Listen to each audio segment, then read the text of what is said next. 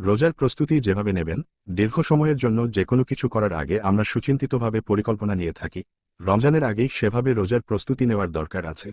সাহাবীদের জীবনী পড়লে দেখা যায় রমজান উপলক্ষে তারা ইবাদতের পরিকল্পনা করতেন।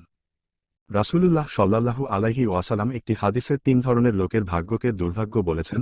তাদের মধ্যে আছে তারা, যারা রমজান মাস পেয়েও নিজেদের গুনাহ মাফ করাতে পারল না।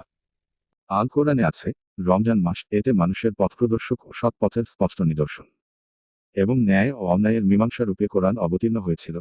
অতএব তোমাদের মধ্যে যে কেউ এ মাস পাবে, সে যেন এ মাসে অবশ্যই রোজা রাখে। আর যে রোগী বা মুসাফির তাকে অন্য দিনের সংখ্যা পূরণ করতে হবে। আল্লাহ তোমাদের জন্য সহজ করতে চান, তোমাদেরকে কষ্ট দিতে চান না, যাতে তোমরা নির্ধারিত দিন পূর্ণ করতে পার। তোমাদেরকে সৎ পথ পরিচালিত করার জন্য আল্লাহর মহিমা ঘোষণা করতে পার, আর তোমরা কৃতজ্ঞ হলেও হতে পারো। সূরা বাকারা, আয়াত ১৮৫। রোজা রাখার নিয়ত। রোজা রাখার জন্য আগে থেকে মানসিকভাবে প্রস্তুতি নেওয়া দরকার। রোজার আগে থেকেই দোয়া করা যায় যেন সুস্থ থেকে রোজা রাখা যায়। রাসূলুল্লাহ সাল্লাল্লাহু আলাইহি ওয়াসাল্লাম বলেছেন, যে ব্যক্তি ঈমানের সঙ্গে সওয়াবের আশায় রমজান মাসের রোজাগুলো রাখে, তার আগের গুনাহ ক্ষমা করে দেওয়া হয়। রাসূলুল্লাহ সাল্লাল্লাহু আলাইহি ওয়াসাল্লাম একটি হাদিসে ৩ ধরনের লোকের ভাগ্যকে দুর্ভাগ্য বলেছেন। তাদের মধ্যে আছে তারা, যারা রমজান মাস পেয়েও নিজেদের গুনাহ মাফ করাতে পারল না। কোরআন চর্চা। রমজান মাস কোরআন নাজিলের মাস।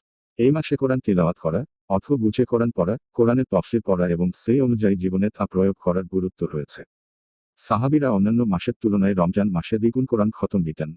কোরআন তিলাওয়াত করা সুন্নত, এমনকি তিলাওয়াত শোনাও। ইফতারের আগে বা পরে যখনই সময় পাওয়া যায় নিজে কোরআন তিলাওয়াত করা, অন্যের তিলাওয়াত শোনা, বাংলা বা ইংরেজিতে তফসির পড়া উত্তম চর্চার অংশ। এছাড়া সূরা ইয়াসিন, আর রহমান, মুলক, হাসর বা কাহাফ মুখস্থ করা যায়। সূরা ইয়াসিনে ৮৩ আয়াত আছে। কিন্তু প্রতিদিন ৩ আয়াত করে মুখস্থ করলে রোজার ১ মাসে সূরা ইয়াসিন মুখস্থ হয়ে যাবে। প্রতিদিন যে কয় আয়াত মুখস্থ করবেন, সেই আয়াত দিয়ে আগের দিনের শেখা অংশগুলো সহ নামাজ পড়বেন। ধরুন ৩ দিনে ৯ আয়াত মুখস্থ হলো। নামাজে সূরা ফাতিহার সঙ্গে ওই ৯ আয়াত পড়া যায়। নিজে পড়া ছাড়াও বাসার অন্য সদস্যরাও যাতে কোরআন পড়তে পারে সে ব্যাপারে সহায়তা করা দরকার। তারাবির নামাজ বাসায় বা মসজিদের যেকোনো জায়গায় পড়া যায়। তবে মসজিদে গিয়ে জামাতে নামাজ পড়লে আলস্য অতিক্রম করা সহজ।